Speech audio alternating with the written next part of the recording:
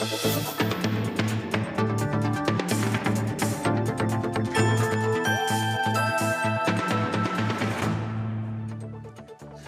से जुड़े हर उलझनों को दूर करने के लिए लेकर हम हाजिर हैं आपका पसंदीदा शो टैक्स गुरु, जहां हम नियमों के दायरे में रहकर टैक्स बचाने के बेहतरीन तरीके आपको बताते हैं। नमस्कार, मैं हूं लक्ष्मण रॉय और हमारे साथ इस बार होंगी जानी मानी टैक्स एक्सपर्ट गौरी चड्ढा। और गौरी के साथ हम लोग कई सारे मुद्दों पर बातचीत करेंगे, जिनमें कुछ खास होगा। मिसाल के तौर पर ब्याज से होने वाली आमदनी पर कैसे बचाएं टीडीएस, रियल एस्टेट, शेयर हो या फिर ज्वेलरी, इन पर कैपिटल गेन्स के लिए अब आया नया इंडेक्स, कैसे पड़ेगा टैक्स पर असर। और साथ ही भी बताएंगे कि अगर आपने विरासत में मिली प्रॉपर्टी बेची है तो उससे होने वाली आमदनी पर कैसे बनती है टैक्स की देनदारी। इन सारे मुद्दों पर बातचीत करेंगे, लेकिन सबसे पहले गौरी का स्वागत करते हैं हमारे शो में। Gauri, thank you so much हमारे शो में जुड़ने के लिए। और जो एक मुद्दा बार बार उठ के आता है वो ये है कि कई लोग हमें कहते हैं कि हमने जो ब्याज मिलता है उस पर बैंक ने टीडीएस काट लिया, फिर टीडीएस वापस लेने की कोशिश चल रही होती है और उसमें ज़्यादातर सीनियर सिटीजन होते हैं। तो आपके हिसाब से इससे बचने का क्या कोई तरीका है क्या, क्योंकि अब ये शिकायतें ज़्यादा आनी शुरू हो जाएंगी? बिल्कुल बिल्कुल लक्ष्मण, इसके लिए अक्सर अप्रैल 1-2 वीक में ही हम जिन लोगों का टैक्स नहीं बनता है, यानी कि जिनकी इनकम थ्रेशोल्ड से कम है और उनको इंटरेस्ट की इनकम आती है, जैसे उन्होंने एफडी कराई हुई है, उसके अलावा कोई उनकी इनकम है नहीं, उस एफडी से उनको इंटरेस्ट आता है और उस इंटरेस्ट पे टीडीएस कट जाता है। हालांकि अगर वो टीडीएस कट जाता है तो जब आप अपनी रिटर्न भरेंगे तब आपको वो रिफंड मिल जाएगा, लेकिन वो बात आ जाती है 1 साल के बाद। जो अप्रैल में टीडीएस कटा वो अगले साल जून जुलाई में आपको मिलेगा। तो इसके लिए एक प्रावधान है कि आप बैंक में जाके फॉर्म 15G और H, फॉर्म 15G हो गया 60 साल से नीचे वाले लोगों के लिए, फॉर्म 15H हो गया 60 साल से ऊपर यानी कि सीनियर सिटीजन्स के लिए। आप वो फॉर्म फाइल कर दें, यानी कि वो एक डिक्लेरेशन होती है जिसमें आपको बताना होता है कि आपकी इनकम इतनी है, इसके ऊपर आपका कोई टैक्स की देनदारी नहीं बनेगी, तो आप बैंक को बोलते हैं कि आप हमारा टीडीएस ना काटें। तो अगर आप ये फॉर्म सबमिट कर देंगे तो आपका जो बैंक है वो टीडीएस नहीं काटेगा। तो अगर आप बचना चाहते हैं टीडीएस से, जो आपके आमदनी होती है ब्याज से, तो आपको ये दो फॉर्म जिसका जिक्र गौरी ने किया, इसको जरूर भर दीजिए। और दोनों फॉर्म में अंतर है कि 60 साल से कम के ऊपर कम के हैं तो क्या फॉर्म 15G और 60 साल से ज़्यादा आपकी उम्र है तो 15H, ये फॉर्म आपको भरना है। और तो फिर आपको टीडीएस रिफंड लेने के चक्कर में नहीं पड़ना पड़ेगा। चलिए अब शुरू करते हैं सवाल जवाब का सिलसिला। सबसे पहला सवाल लेते हैं पुणे से, जहाँ से हर्षवर्धन जी हमारे साथ फोन लाइन पर जुड़ चुके हैं। हर्षवर्धन जी नमस्कार, क्या उलझन है आपकी?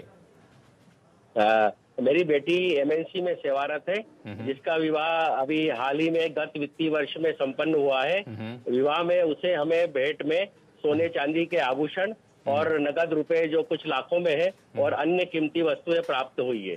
प्रश्न ये है सवेरा कि आयकर एक्ट विधान के अनुसार मेरी या बेटी की इस भेंट प्राप्ति पर क्या जवाबदेही बनती है? दूसरा, क्या सोने चांदी के आभूषणों वस्तुओं को भी आयकर विवरणी में दर्शाना होगा? ठीक है, दोनों सवाल का जवाब देंगे, लेकिन उससे पहले सबसे पहले आपको बधाई अपनी बच्ची की शादी के लिए। और मुझे लगता है कि आपके जो रिश्तेदार हैं वो बड़े अमीर है, इसलिए इतने सारे ज्वेलरी वगैरह आपको गिफ्ट में मिली है।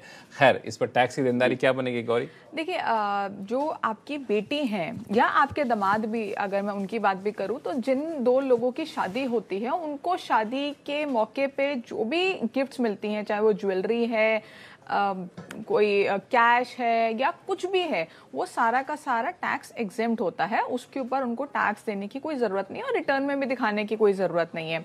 लेकिन हाँ, आपके पास एक प्रूफ होना चाहिए कि क्योंकि आपकी वेडिंग जो है वो रजिस्टर हुई होगी, तो आपके पास उसका सर्टिफिकेट होगा, शादी का कार्ड छपा होगा और ऐसे कुछ आप प्रूफ कर सकते हैं कि शादी हुई है। तो आपको कोई भी डरने की ज़रूरत नहीं है।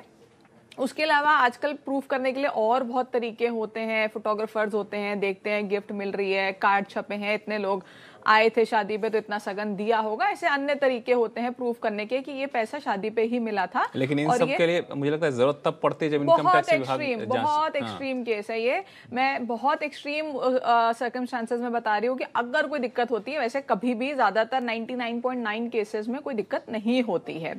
तो लेकिन अगर हम आपकी बात करें तो आपके केस में, क्योंकि शादी तो आपकी बेटी की हुई है, तो अगर आपको कुछ मिला है तो वो आपकी गिफ्ट बन जाएगी, आपको उसके ऊपर टैक्स देना होगा। तो उसको आपको दिखाना होगा? हाँ, वो आपको रिटर्न में दिखाना होगा, टैक्स देना होगा, लेकिन बेटी और दामाद को जितना भी कुछ मिला है शादी के अवसर पर उनको कुछ नहीं देना। उनको रिटर्न में दिखाना भी नहीं होगा, उनको बेटी और रिटर्न में दामाद दिखाने की भी जरूरत नहीं है, क्योंकि वो उनकी इनकम है ही नहीं, तो दिखाने की कोई जरूरत नहीं है इनकी, क्योंकि ये इनकम बन जाएगी, क्योंकि इनकी शादी नहीं है, बेटी की शादी है, तो उस केस में आपको टैक्स देना होगा। अब चलते हैं दिल्ली, जहां से रमेश कुमार शर्मा जी हमारे साथ फोन लाइन पर जुड़ चुके हैं। बताएं क्या उलझन है आपकी? हाँ, मेरी उलझन, में एक टैक्स पेयर हूँ और अच्छा। मेरे को मेरे पूर्वजों की जमीन एक बिकी है, उसमें 4,73,000 रुपए मिले हैं। तो क्या मेरा टैक्स इस पे कुछ बनता है, और अगर रिटर्न में इसको मैं कहाँ भरूं? ये जो जमीन आपने बेची है, ये पूर्वजों की जमीन है, कौन सी जमीन है? एग्रीकल्चर लैंड है या फिर एग्रीकल्चर लैंड? एग्रीकल्चर लैंड कैसे आप मानते हैं? उस पर खेती होती इसलिए मानते हैं, या फिर टैक्स जब उसका स्टैम्प वैल्यू देने गए थे तब एग्रीकल्चर लैंड उस पर माना गया था? हाँ, नहीं, खेती होती है वहाँ पर, वो चारों तरफ खेत है, वो सब खेती के लिए ही उसने परचेज की है, जिसने भी ली है। अच्छा, ठीक है। गौरी, क्या होगा इनका? देखिए लक्ष्मण, कोई भी एग्रीकल्चरल लैंड जो होता है उसको जब हम बेचते हैं, यानी कि एग्रीकल्चरल इनकम हो रही है या हम एग्रीकल्चरल लैंड बेच रहे हैं, तो उसके ऊपर कोई टैक्स नहीं लगता। लेकिन सिर्फ कह देने से कि उस लैंड के ऊपर खेती हो रही है इसलिए वो एग्रीकल्चरल लैंड है, ऐसा नहीं। कोई भी रूरल एग्रीकल्चरल लैंड जो इनकम टैक्स एक्ट में डिफाइन की गई है, रूरल एग्रीकल्चरल लैंड की डेफिनेशन अगर उसमें फॉल करता है तो ही उसको हम एग्रीकल्चरल लैंड मानते हैं, और जो एग्रीकल्चरल लैंड होता है वो कैपिटल एसेट नहीं माना जाता, इसलिए जब हम उसको बेचते हैं तो हमें कोई कैपिटल गेन टैक्स नहीं देना। लेकिन ये अगर रूरल एग्रीकल्चरल लैंड नहीं है, अर्बन एग्रीकल्चरल लैंड है, या ये एग्रीकल्चरल लैंड ही नहीं है, तो उस केस में टैक्स की देनदारी बनेगी और आपको अपनी रिटर्न में कैपिटल गेन दिखाना होगा और उसके ऊपर टैक्स भी भरना होगा। तो इसमें ये कैसे पहचाने कि एग्रीकल्चर लैंड है कि नहीं है? उनको इनकम टैक्स एक्ट देखना होगा। जी बिल्कुल, इनकम टैक्स एक्ट में डेफिनेशन दी गई है एग्रीकल्चरल लैंड की, उसमें कुछ क्लॉजेज हैं कि आपका ये कितना किलोमीटर के अंदर आता है रेडियस में, और उस रेडियस शहर से कितना किलोमीटर अंदर, बिल्कुल, और उसमें कितनी पॉपुलेशन है, तो उसकी कुछ गाइडलाइंस दी गई हैं। आपको देखना है वो उसमें फॉल कर रहा है या नहीं फॉल कर रहा। अगर वो क्लॉज से बाहर हो जाता है तो फिर वो एग्रीकल्चर लैंड नहीं माना जाता। तो उन सारे जो पॉइंट्स हैं उनको चेक करना पड़ेगा कि वो मीट हो रहे हैं कि नहीं। हालांकि इसमें एक चीज़ और होता है, जब हम लैंड परचेज या सेल करने जाते हैं तो वो किस एरिया में आता है वो खुद स्टैम्प ड्यूटी लेते वक्त रजिस्ट्रार ऑफिस ही बताता है कि आपका एग्रीकल्चर लैंड है या फिर आपका। लेकिन देखिए, इनकम टैक्स डिपार्टमेंट जो है वो उसको इतनी वैल्यू नहीं देगा जितनी वो इनकम टैक्स एक्ट को देगा। तो हो सकता है कि उस टाइम पे वहां पे पॉपुलेशन कम रही हो और उन्होंने डिक्लेयर कर दिया हो, लेकिन अब वहां पे पॉपुलेशन बढ़ गई है या कुछ भी हो सकता है। तो उस केस में जो आपको ये देखना है कि इनकम टैक्स एक्ट के हिसाब से जो डेफिनेशन रूरल एग्रीकल्चरल लैंड की दी गई है उसमें आप फॉल करते हैं या नहीं फॉल करते हैं। चलिए, फिलहाल वक्त है छोटे से ब्रेक का। ब्रेक के बाद बताएंगे कि शेयर हो, रियल एस्टेट या फिर ज्वेलरी, इस पर कैपिटल गेन्स के लिए अब आ गया है नया इंडेक्स। कैसे पड़ेगा इससे आपके कैपिटल गेन्स टैक्स की देनदारी पर असर, बताएंगे छोटे से ब्रेक के बाद।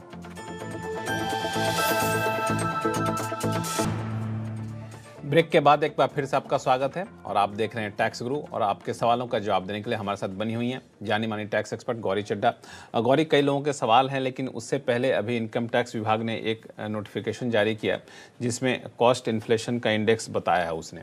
इसका मतलब ये हुआ, जहाँ तक मैं समझ पाता हूँ, कि अगर आप घर बेच रहे हैं, प्रॉपर्टी बेच रहे हैं, शेयर बेच रहे हैं या फिर ज्वेलरी बेच रहे हैं, तो उस पर जो भी कैपिटल गेंस आपका बन रहा है उसको महंगाई के हिसाब से जब हम तुलना करते हैं तो उसको क्या इंडेक्स माना जाए, तो वो इंडेक्स को नोटिफाई किया है। तो दर्शकों को बताइए कि किस तरह से उनके लिए यूजफुल और कैसे इसका इस्तेमाल करें। जी, आपने बिल्कुल सही समझाया कि जो आप कैपिटल गेन होता है आपको, आपने प्रॉपर्टी बेची, ज्वेलरी बेची या कुछ भी जो आपका लॉन्ग टर्म कैपिटल गेन है जिस पे हम इंडेक्सेशन लगाते हैं, तो उसमें क्या होता है, जब हम इंडेक्सेशन अप्लाई करते हैं तो उस साल का जो इंडेक्स है वो हमें अप्लाई करना होता है। तो बेस ईयर का इंडेक्स तो हमें पता होता है क्योंकि हर साल इंडेक्स चेंज होता है, तो बेस ईयर का इंडेक्स हमें पता है। लेकिन इस साल का इंडेक्स हमें ज़्यादातर जून में सरकार बताती है, लेकिन इस बार उन्होंने अप्रैल में ही बता दिया है। हालांकि बताया ये है कि ये प्रोविजनल इंडेक्स है, तो मुझे लगता है कि जून में जाके ये फाइनल इंडेक्स आएगा। लेकिन अभी के लिए आप इसी को इंडेक्स माने, आपकी कोई कैलकुलेशन हुई है तो आप उस बेसिस पे आप कैलकुलेशन कर सकते हैं। तो अभी जो एडवांस टैक्स जमा करना है उसको इस इंडेक्स के आधार पर हम लोग जमा कर सकते हैं? जी बिल्कुल, देखिए अप्रैल में इंडेक्स, प्रोविजनल इंडेक्स लाने का पर्पस ही ये है कि आप जो पहली इंस्टॉलमेंट अपनी देंगे लेंगे एडवांस टैक्स की, अब आप वो किस बेसिस पे कैलकुलेट कर रहे हैं अगर आपके पास इंडेक्स ही नहीं है। अब इंडेक्स आ गया है एक प्रोविजनल, थोड़ा बहुत ऊपर नीचे हो सकता है, जून में हो सकता है कुछ हल्का फुल्का ऊपर नीचे हो जाए, लेकिन लगभग इतना ही रहेगा। तो आपकी जो एडवांस टैक्स की कैलकुलेशन है वो लगभग सही रहे, इसलिए जो इंडेक्स है वो इस बार अप्रैल में ही रिलीज कर दिया गया है। जून में जब आए तो एक बार आप देख लीजिएगा उससे कोई टैक्स की देनदारी पर असर पड़ता है कि नहीं पड़ता है, लेकिन आमतौर पर हर साल के मुकाबले बढ़ के आता है, महंगाई बढ़ती है, तो इसलिए इंडेक्स भी इस बार भी बढ़ा हुआ है। जो मैं देख रहा हूँ इसमें 348 पॉइंट का इसमें इंडेक्स दिया गया है, जो कि पिछले साल जो है वो 331 पॉइंट का था। तो इसका ध्यान रखिएगा जब भी आप कैपिटल गेंस टैक्स का कैलकुलेशन करने जाते हैं। तो चलिए अब शुरू करते हैं वापस से सवाल जवाब का सिलसिला। चलते हैं कोलकाता, जहाँ से मानस मुखर्जी साहब हमारे साथ फोन लाइन पर जुड़ चुके हैं। मानस मुखर्जी साहब नमस्कार। हेलो। हाँ नमस्कार लक्ष्मण जी। हाँ, कैसे हैं आप? हाँ सर, ठीक है सर। चलिए बताइए क्या सवाल है आपके पास? हाँ, मेरा क्वेरी ये है कि एक्चुअली फिनेंशियल ईयर 22-23 में मेरा लॉन्ग टर्म कैपिटल गेन हुआ था आफ्टर म्यूचुअल फंड रिडेम्पशन के बाद। ठीक है। तो वो अमाउंट 14,000 का था। तो मेरे को ये मालूम है कि 1 लाख तक उसका तो एग्जेम्पशन मिलता है लॉन्ग टर्म कैपिटल गेन का, लेकिन उसको मैं क्या, मेरा जो ग्रॉस सैलरी इनकम है उसके साथ उसको ऐड करना है या उसको ऐसे ही, मतलब क्योंकि 1 लाख का नीचे है तो उसमें टैक्स तो नहीं लगेगा? ये और आपका कौन सा आईटीआर एक्चुअली फाइल करना है? तो ये आपका जो गेन हुआ है long term capital gain mutual fund से, ये म्यूचुअल फंड इक्विटी था ना, इक्विटी ओरिएंटेड था ना, डेट तो नहीं था? Equity fund madam. ठीक है, तो देखिए क्योंकि इक्विटी से आपको गेन हुआ है तो आपने बिल्कुल ठीक कहा, 1 लाख से कम तक एग्जेम्प्ट है। 1 लाख रुपए तक आप गेन के ऊपर आपको कोई भी टैक्स देने की जरूरत नहीं है। आपका 14,000 का कैपिटल गेन हुआ है तो वो बिल्कुल एग्जेम्प्ट है, आपको उसके ऊपर टैक्स नहीं देना, लेकिन उसको रिटर्न में जरूर दिखाना है। तो रिटर्न में आप पूरा दिखाएंगे, उसमें शेड्यूल होता है जिसमें आप सारी डिटेल्स डालेंगे, वो अपने आप 14,000 रुपए का कैपिटल गेन आपको उसमें दिखेगा और अपने आप आपको दिखेगा कि उसके ऊपर टैक्स नहीं लग रहा है। लेकिन वो डिस्क्लोजर आपको देना बहुत जरूरी है, क्योंकि इस चीज की रिपोर्टिंग इनकम टैक्स डिपार्टमेंट में ऑलरेडी पहुंच चुकी है कि आपने कुछ शेयर्स बेचे हैं, और अगर आप अपना AIS चेक करेंगे तो उसमें भी आपको दिखेगा कि आपकी redemption of mutual fund show हो रहा है। तो क्योंकि वो वहां पे शो हो रहा है तो उसको रिटर्न में दिखाना बहुत जरूरी है, हालांकि उसके ऊपर कोई टैक्स नहीं बनेगा। अब आपने पूछा कि रिटर्न कौन सी भरनी है, तो अगर तो आपकी सिर्फ सैलरी इनकम है, साथ में कैपिटल गेन हो गया है, तो आप ITR 2 भरेंगे। अगर आपकी बिजनेस इनकम है और आपका कैपिटल गेन साथ में है तो आप ITR 3 भरेंगे। तो डिपेंड करता है बेसिकली कि आपकी कौन से सोर्सेस से इनकम है, जो आपका फॉर्म है उसके ऊपर डिपेंड करेगा, लेकिन फॉर्म में दिखाइएगा जरूर। तो ये बहुत ही महत्वपूर्ण बात है कि टैक्स की देनदारी नहीं बनती है, इसका मतलब ये नहीं कि हम रिटर्न भरे ही नहीं, फॉर्म में दिखाए नहीं, आपको दिखाना ज़रूर होगा। और चूंकि 1 लाख से कम है तो इस पर आपको टैक्स नहीं देना पड़ेगा। और कौन सा फॉर्म चुने, गौरी ने आपको बता दिया। मुझे लगता है कि मानस जी आपकी दिक्कतें दूर हो गई, कन्फ्यूज़न तो अब नहीं रहा कोई। हाँ ठीक है, ठीक है, ओके। चलिए, थैंक यू सो मच। अब चलते हैं मैसूर, जहाँ से वीरेंद्र सिंह नेगी जी हमारे साथ फोन लाइन पर जुड़ चुके हैं। नेगी साहब नमस्कार, क्या सवाल है आपके पास? सर नमस्ते। नमस्ते नमस्ते। हाँ सर, मेरा क्वेश्चन ये था कि मैं एक हाउसिंग सोसाइटी का मेंबरशिप था मेरे पास। ठीक है। तो 2013 से, लेकिन अभी क्या वो उसमें साइट कुछ मिल नहीं रहा था तो मैं उसको विड्रॉ कर दिया मेंबरशिप को। वो पैसा मेरे को रिटर्न हुआ। तो अभी वो क्या ITR में दिखाना है या क्या है उसका प्रोसीजर?